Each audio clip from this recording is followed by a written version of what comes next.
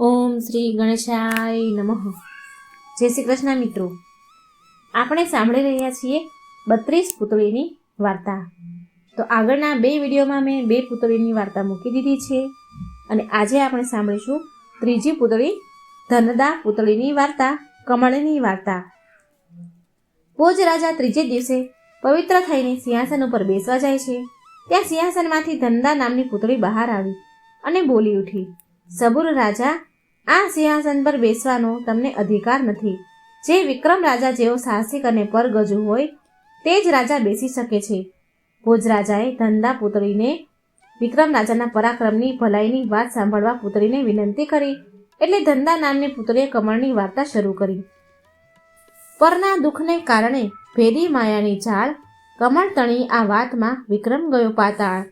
એક વખત વિક્રમ રાજા પોતાના રસાલા સાથે જંગલમાં વરાહનો શિકાર કરવા ગયેલો. એક વરાહ જોવામાં આવતા તેમણે તેમનો ઘોડો તેની પાછળ દોડાવી મૂક્યો, પણ વરાહ રાજાને થાપ આપીને આબાદ છટકી ગયું. તેને પકડવા રાજા એવું ભાન ભૂલી ગયા હતા કે સમયનું તેમજ સાથેના સિપાહીઓનું ધ્યાન રહ્યું નહીં. જ્યારે થાકીને એક જગ્યા પર ઘોડા પરથી નીચે ઉતર્યા ત્યારે ખબર પડી કે સાંજ ઢળી ગઈ અને પોતે સિપાહીઓથી વિખોટો પડી ગયા છે. સિપાહીઓ થાકીને નગરમાં પાછા ચાલ્યા ગયા હતા, પરંતુ અંધારું થઈ જવાથી વિક્રમ રાજા જંગલમાં ગયા. જ્યાં હતા ત્યાં જટવાઈ ગયા. રાતવાસો જંગલમાં જ વિતાવવાનો નક્કી કર્યો. તેઓ એક સારી જગ્યા શોધવા લાગ્યા. એક સુંદર સરોવર જોવામાં આવતા તે જગ્યા સ્વચ્છ કરીને વિક્રમ રાજા આરામ કરવા આડા પડ્યા, પરંતુ ઊંઘ આવી નહીં. તે ઊભા થઈને ત્યાં લટાર મારવા લાગ્યા તો કાંઠા પરની કોઈ કરુણ ચિત્કાર કરતું હોય તેવો અવાજ સાંભળ્યો. ત્યાં કોણ છે તે જાણવા વિક્રમ રાજા ગયા તો ત્યાં એક દુર્બળ માણસ બેઠો હતો. તે વારંવાર ચિત્કાર કરી રહ્યો હતો. વિક્રમ રાજાએ તેની પાસે જઈ પૂછ્યું, અરે ભાઈ, તું આ જંગલમાં ક્યાંથી? તને એવું શું દુઃખ આવી પડ્યું છે કે વારંવાર ચિત્કાર કરી રહ્યો છે? તારું દુઃખ મને કે, મારાથી બનશે તો હું જરૂર તારું દુઃખ દૂર કરીશ. પેલાએ ગુસ્સાથી કહ્યું, મારું દુઃખ માત્ર પર દુઃખ ભંજન વિક્રમ રાજા જ દૂર કરી શકે તેમ છે, તારું એ કામ નહીં. વિક્રમ રાજાએ પોતાની ઓળખાણ આપી એટલે પેલા માણસને કંઈક રાહત અનુભવી અને પોતાની કથની કહેવા માંડ્યો.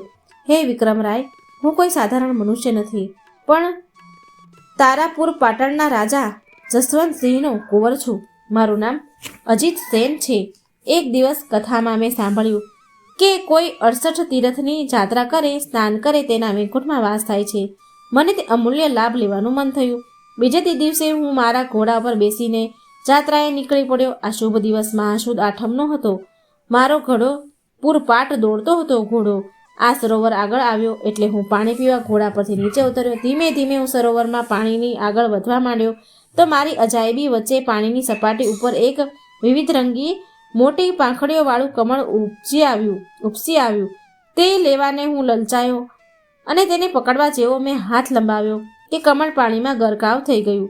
મને તે કમળ લેવાની તલાવેલી લાગી એટલે હું આ સરોવર કાંઠે જ રોકાઈ રહ્યો, પરંતુ ફરી વાર તે અદ્ભુત કમળ પાણીની સપાટી પર દેખાયું નહીં. આમને આમ પૂરો 1 મહિનો પસાર થઈ ગયો અને ફાગણ સુદ આઠમનો દિવસ આવ્યો. આ દિવસે તે અદ્ભુત કમળ પાણીની સપાટી ઉપર એકાએક દેખાયું, પણ તેને લેવાનો પ્રયત્ન કર્યો તો તે કમળ પળવારમાં પાણીમાં અદૃશ્ય થઈ ગયું. મેં તો એ કમળ લઈને જ આગળ પ્રયાણ કરવાનો નિર્ણય કર્યો હતો, એટલે હું અહીંયા સરોવર કાંઠે રોકાઈ રહ્યો. એટલું જ જોયું કે તે અદ્ભુત કમળ માત્ર સુદ આઠમને દિવસે જ પાણીની સપાટી ઉપર દેખાતું, પરંતુ મારા હાથમાં આવતું નહીં. તે કમળ ક્યારેય પણ મારા હાથમાં આવશે એ આશથી હું અહીં અડીંગો જમાવીને બેઠો છું. ફળાદી જોવામાં આવે તો તોડી લાવી તેનાથી પેટ ભરું છું, અને કશું નથી મળતું તો ભૂખ્યા પેટે દિવસ પસાર કરું છું. આથી હું દુર્બળ બની ગયો છું. હે વિક્રમ રાય, તમે મને એ કમળ મેળવી આપો તો ખરા. વિક્રમ રાજાએ તેને આશ્વાસન આપ્યું અને પોતે ત્યાં જ રોકાઈ ગયા. જ્યારે ફરીવાર સુદ આઠમનો દિવસ આવ્યો ત્યારે પાણીની સપાટી પર તે અદ્ભુત કમળ દેખાયું. તેને લેવા વિક્રમ રાજા સરોવરના પાણીમાં ઉતર્યા અને કમળ લેવા જેવો હાથ લંબાવ્યો કે કમળ પાણીમાં ઊંડાણમાં ગરક થઈ ગયું. વિક્રમ રાજાએ આનો ભેદ સમજાયું નહીં. તેમણે સહાય કરવા હરસિદ્ધિ માતાનું સ્મરણ કર્યું. તો માતાએ અદ્રશ્યપણે કહ્યું, સરોવરના પાણીમાં કૂદી પડ. વિક્રમ રાજાએ પાણીમાં ઝંપલાવ્યું અને પાણીમાં નીચે ઉતરતા ઉતરતા તે પાતાળ લોકમાં પહોંચી ગયા. આંખો ઉઘાડીને જોયું તો પાતાળમાં એક ભવ્ય મહેલ દેખાયો. તેની ચારે બાજુ ફરતો બાગ હતો. બાગમાં એક સરોવર હતું. તેની પાણીની સપાટી ઉપર પેલું વિવિધ રંગી કમળ શોભી રહ્યું હતું. વિક્રમ રાજા તે કમળ લેવા સરોવરમાં ઉતર્યા અને પેલા કમળ પાસે જવા લાગ્યા તો તે વખતે મહેલમાંથી 2 સુંદરીઓ સરોવર પાસે દોડી આવી ચોર ચોરની બૂમો પાડવા લાગી. એ સાંભળી આસપાસમાંથી ચોકિયા તો દોડી આવ્યા. તે વખતે વિક્રમ રાજા સરોવરમાંથી બહાર આવ્યા. તે ચોકીદારો તેમને પકડવા જાય છે ત્યાં વિક્રમ રાજાએ હરસિદ્ધિ માતાનું સ્મરણ કરી ચોકીદારો સામે લડવા માંડ્યું. તેમાં ઘણા ચોકીદારો ઘવાયા. સહાય માટે ચોકીદારોની આગેવાન જોઈને ચામુંડા માને ત્યાં તેડી લાવ્યા. પણ વિક્રમ રાજાનો પ્રભાવ જોઈ ચામુંડા માતા ઠંડા થઈ ગયા. તેમણે વિક્રમ રાજાને તે કોણ છે તે વિશે પૂછપરછ કરી તો વિક્રમ રાજાએ પોતાની તમામ હકીકત સવિસ્તાર સંભળાવી. કહ્યું, હે ચામુંડા માતા, હું હંમેશા ભલાઈના કાર્યો કરું છું. અહીં પણ હું પારકાનું દુઃખ દૂર કરવા જોખમ ખેડીને આવ્યો છું. અહીંયા સરોવરમાં જે અદ્ભુત કમળ દેખાય છે તે દર મહિને સુદ આઠમના દિવસે ઉપરના ભાગમાં આવેલા સરોવરમાં દેખાય છે. તેને લેવા એક માણસ 8 મહિનાથી સરોવર કાંઠે બેઠો છે. તેને પ્રણાતે પણ કમળ મેળવવાનો નિર્ણય કર્યો છે અને તેથી દુઃખી થઈ રહ્યો છે.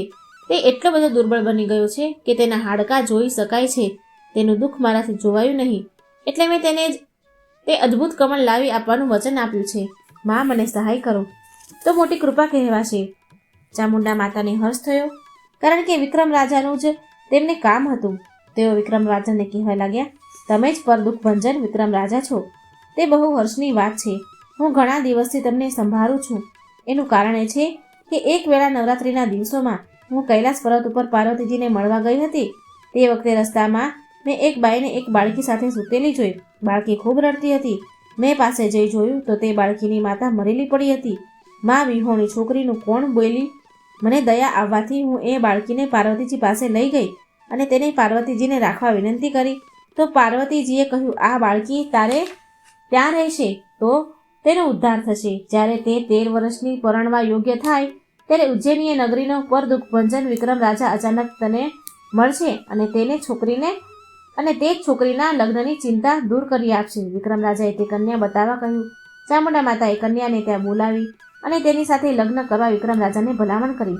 વિક્રમ રાજા તે માટે વિચાર કરતા હતા ત્યાં તો કન્યા કહેવા લાગી, હે વિક્રમ રાજા, મને મારા આગલા જન્મનો પતિ મળી આવે તો તેની સાથે મારે પરણવું છે. તેને જોઈને હું આગળ ઓળખી શકીશ કારણ કે મને મારા આગલા જન્મનું જ્ઞાન છે. વિક્રમ રાજાએ આગલા જન્મમાં તે કોણ હતી તે જાણવા ઈચ્છા પ્રદર્શિત કરી એટલે તે કન્યાએ પોતાના પૂર્વજન્મની વાત કરવા માંડી. આગલા જન્મમાં હું એક જૈનને ત્યાં કન્યા રૂપે હતી. બચપણથી જ મારામાં ધર્મના સંસ્કાર પડ્યા હતા. દેવ પૂજા, ગુરુ પૂજા, ચૈતવ્ય વંદન, સામયિક પ્રતિક્રમણ વગેરે ક્રિયાઓ હું શુદ્ધ રીતે કરતી હતી. વ્યાખ્યાઓને સાંભળીને મને સંસાર પ્રત્યે વૈરાગ્ય ઉપજ્યો હતો. તેમ છતાં મારા માતા પિતાએ મને એક સુશ્રાવક સાથે પરણાવી દીધી.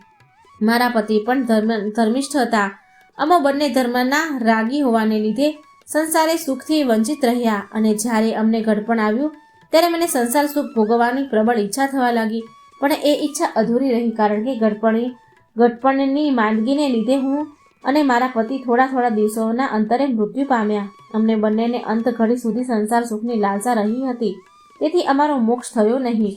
હવે જો મને એ મારો પરભવનો પતિ મળી આવે તો તેની સાથે લગ્ન કરવાની મારી ઈચ્છા છે. તમે મને એ કાર્યમાં મદદ કરો. ચામુંડા માતાએ પણ તે કાર્ય માટે વિક્રમ રાજાને ભલામણ કરી તો વિક્રમ રાજાએ કહ્યું, હે દેવી, હું એક સાથે તેનું દુઃખ દૂર કરવા વચનથી બંધાયો છું. તને હું કમળ આપી દઉં એટલે તેનાથી મુક્ત બનું. તેને હું કમળ આપી દઉં. ચામુંડા માતાએ તુરત જ સરોવરમાંથી અદ્ભુત કમળ લાવીને વિક્રમ રાજાને આપ્યું. પછી એક હાથી શણગારીને તેના પર અંબાડી મુકાવી તેમાં વિક્રમ રાજા અને પેલી કન્યાને બેસાડ્યા. કન્યાને કિંમતી આભૂષણો પહેરાવ્યા હતા. તે પુષ્કળ ઝવેરાત ભેટ આપ્યું હતું. ચામુંડા માતાએ બંનેને આશીર્વાદ આપ્યા. તે સાથે જ હાથી બંનેને લઈને પળવારમાં ઉપર પેલા સરોવર આગળ આવી ગયો. ત્યાં પેલો દુર્બળ માણસ કમળ આવવાની રાહ જોઈ બેઠો હતો.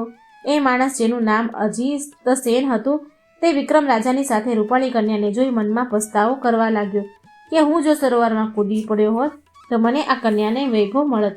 પણ પોતાનો આ વિચાર વિક્રમ રાજાને જણાવ્યો એટલે વિક્રમ રાજાએ કહ્યું, ભાઈ, આ કન્યા કંઈ મારી સાથે પરણી નથી કે હું તેના પર મોહિત પામી તેને ઉઠાવી લાવ્યો છું. એને માટે એના પૂર્વજન્મનો પતિ શોધવાનો છે. તે જો મળી આવશે તો તેની સાથે એને લગ્ન કરશે.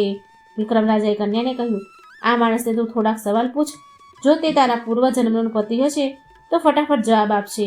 કન્યાએ 2 સવાલ સાંભળતા જ અજીતસિંહને પૂર્વજન્મની વાત યાદ આવી ગઈ અને તેણે પોતાનો સર્વ વૃત્તાંત કન્યાને સંભળાવ્યો. એટલે કન્યાને ખાતરી થઈ ગઈ કે આ જ મારા પૂર્વજન્મનો પતિ છે. બંને પતિ પત્ની પૂર્વજન્મના હતા. તે નક્કી થતાં વિક્રમ રાજાએ બંનેને ઉજ્જૈનીય નગરીમાં પોતાના મહેલમાં લઈ ગયા અને ઘણી જ ધામધૂમથી અજીતસિંહના લગ્ન તે કન્યા સાથે કરાવી દીધા.